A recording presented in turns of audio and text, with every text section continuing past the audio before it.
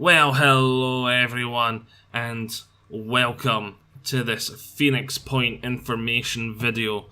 For those of you that don't know what Phoenix Point is, I recommend you hit up the last video I made on Phoenix Point. That'll give you a brief overview of what this game is, this upcoming game. I'm going to jump straight in and start talking about the factions and technology, because that's what this video is about. Factions are made up of several groups of havens, or even if it's a small faction, it might just be one haven in the game. Havens are sort of like the last bastions of humanity, huddling together for protection, and then these then form factions. So it's sort of like small little cities, and the cities are part of a faction, or they might be a faction on its own. If it's a one haven faction, it might be a 10 haven faction, is so what I'm saying. And so these factions are sort of, the closest way I can think of to describing them is a bit like a faction in a Total War game, and they have settlements instead of havens. But what do we know about these factions? Well, the factions, as I said, they're groups of people. It's very different from XCOM, because in XCOM you only really had two factions. You had XCOM, your rebellion, or your humanity, and then you had Advent, or the aliens. Well, in KINGSTON we've got lots of different people. There's been 3 factions announced, 3 big boys announced. They said there's going to be lots of them scattered around the place, but there's 3 main ones that have been announced, and they each have a very distinct sort of feel. They're very unique and they are quite different. The first one we've got information on is the Disciples of Anu. The Disciples of Anu treat the aliens as gods, even though they're trying to kill them. They're ruled by a very sort of... They're ruled by their priests, and they've got a very sort of strict religious dogma, and they have a weird sort of thing going on where they actually take some of this mutating alien DNA and try and splice it into their own human DNA, making sort of weird, sort of monstrous soldiers. And yeah, it's a very sort of weird. They make sort of alien-human hybrids, and it's not much has been talked about whether these are still sort of sane, if they're still mainly human, or if these things are more alien than human and quite as likely to kill you as they are the aliens. But it's going to be a really interesting faction. I really can't wait to see more on them, because it's one of those factions where when you're playing a righteous playthrough, you're going to think like, oh, we need to kill them, we need to destroy them, the religious fanatics that are mutating everyone into monsters. But then when you play it for just a pure fun gameplay point of view, it's like, I want to be able to do that, which we're going to talk on more later. Then we've got New Jericho. What do we know about New Jericho? Well, these are your ex-military, militant, sort of mercenary contract type faction. They are the best of the best of the best, sir, as long as you pay us enough. And they really, really want to challenge the aliens. They want to drive the aliens, retake what was the world for themselves, and if they can make a penny as they're doing so, they would love to do so.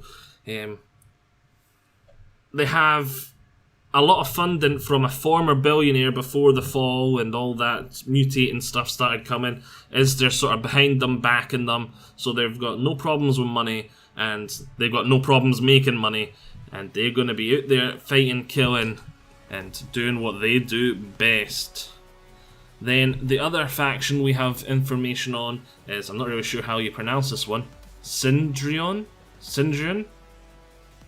Oh well. They're a group that want to try and create a new and better civilization. They have the most advanced technology.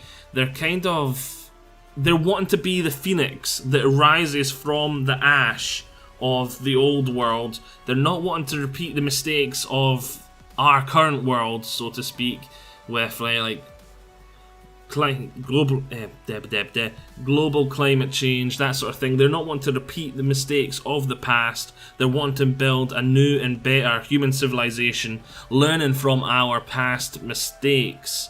And they are definitely going into it full hog. They are scientists, they love their technology, and yeah.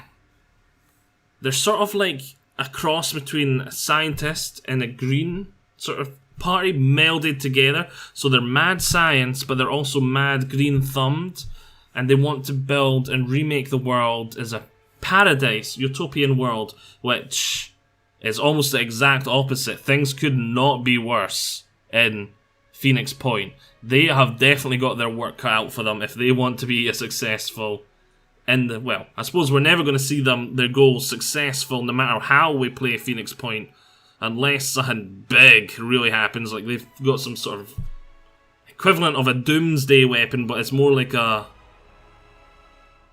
What's the opposite? How would you describe the opposite of a doomsday weapon? A utopian world day weapon? You get what I'm trying to say. Some sort of instant terraform the whole planet and only humans and the monsters don't survive, kind of. Unless they've got some sort of weapon of mass destruction like that, I do not see them ever completing their goals, and I do not see that being a part of this game, because this game's got a very sort of dark feel, and I don't think a quick fix like that would be a really good solution for this game. If it was like a single player game, an endpoint like that might be like a good thing, but in this style of game, I really do not see something like that happen. So this faction definitely gonna be very sort of depressed from their sort of outlook and what they want, and anyway, from what I can see, but they definitely seem to be very sort of optimistic and want to strive towards that better future. But technologies, how does that go in with these factions? How does technology work? Well, technology works, from what I can see, very similar to how it works in XCOM. You have so much resources and you put that into research, and that's how fast it goes. You've got tech trees and you've got different areas of tech trees. It seems to be like a more complicated version of XCOM, which much more to do. But what has that got to do with factions? Well, every faction in this game is going to have a unique tech, and these unique techs they start with is going to give you access to whole new technology trees, and then these technology trees are going to then intermingle. So say, let's talk about them. The Disciples of Anu, we know what their tech is. Their tech is the sort of splicing this mutagen with humans. And that will obviously branch off into you being able to create like mutant soldiers, that type of soldiers, this soldiers. But then say, what was it? The Syndrian. They've got some sort of unique tech which, I don't know, maybe it's sort of like, I really can't think of anything. Because I'm not sure, we don't know what the techs are for Jericho and Syndrian. I'm thinking Jericho look like they're very likely to be able to... They'll have the tech that gives them the shoulder launcher. Or something similar, some sort of advanced weaponry.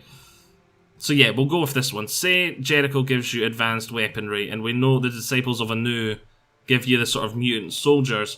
And when those two, you have access to both those tech trees. They sort of meld together, they unlock like another tech tree that's connected between the two, and it gets very, very, very complicated. There's a lot of tech trees that they intermingle. Each faction has access to a unique tech tree, and then like if you have both tech trees, then you get access to like the intermingling tech tree between the two. The branches that mingle together, that you need both tech trees to get access to. So yes, that is a very nice system. But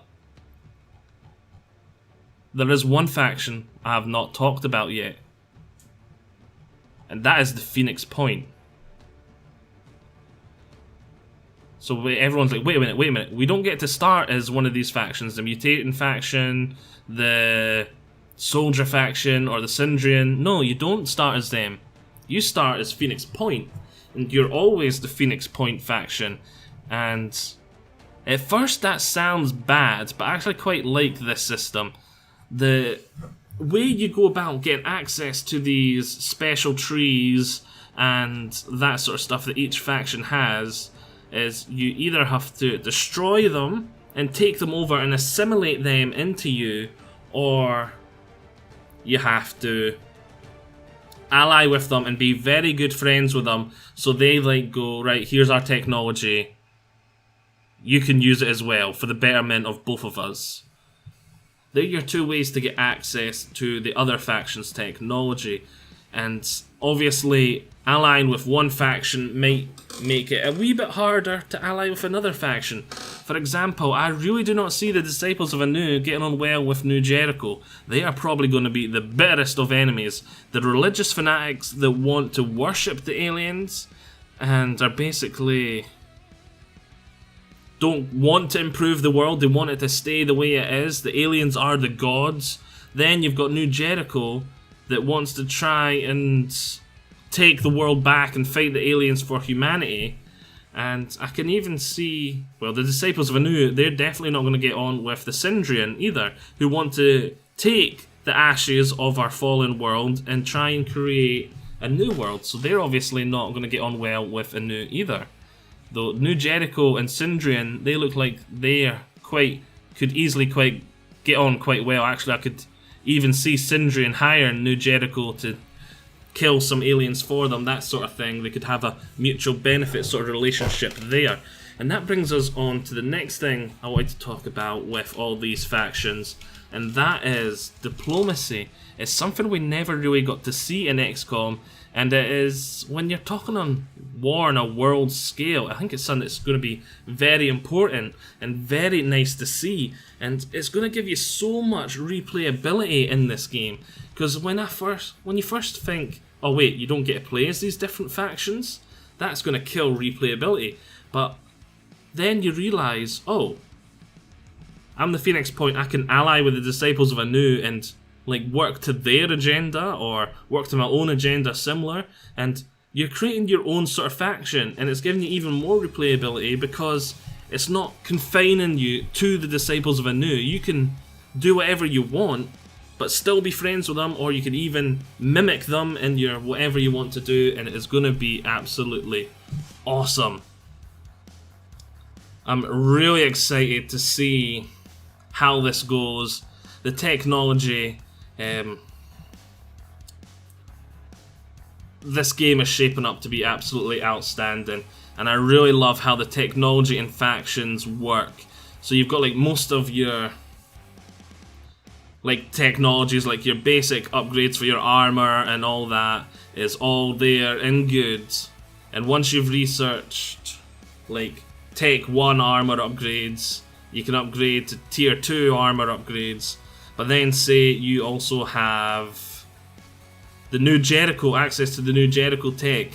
Your tech trees will intermingle and you'll get the New Jericho version of the Tier 2 armor as a off-spin at that level of the tech tree, and it is just going to be absolutely awesome. It's going to be so much replayability just through the faction system, because every time you play through it, you can have it slightly different. You could play the game about 5 times and each time have access to different technology, and it's going to be drooling how unique each faction is and how unique the sort of technology tree is going to be depending on how you play the game. If you conquer these guys, if you like ally with them, if whatever you plan to do. And obviously if you start, even if you go the route of destroying the Disciples of Anu and you try to befriend New Jericho and the Syndrian, and then you started using the Disciples of the New tech you got from conquering them, I can see the other factions not linking you very much. They'll be a bit like, wait a minute, you've just sort of become the Disciples of Anu again, and that'll be their sort of attitude. And I really can't wait to see what other factions are in the game, because these are just the 3 that are announced. They did have one other bit when they were talking about an elite soldier, a new soldier class, the Infiltrator. Here's a picture of it here. and it was talking about the Infiltrator and how the class system works and your basic classes and how they've got tech trees, and the classes tech trees sort of intermingle as well. And it even talked about how a certain technology, I'll see if yeah, here it is, the Syndrian, who have the most advanced tech, have some very useful technologies that are only available to them that are very beneficial for infiltrators. So the Infiltrator class of unit. So that is very interesting to see. So obviously different factions are going to be very different in different areas. So the Syndrian can have very powerful infiltrators, where, what was it, New Jericho would have very strong basic troops, I would imagine. And obviously Anu are going to have their sort of hybrid alien-human soldiers, which I'm going to imagine are going to be pretty durable, pretty clumsy, sort of big ogreish type warriors. So then again, very different factions. So it's not just going to be pure human versus alien, this game. It's going to have the human versus human.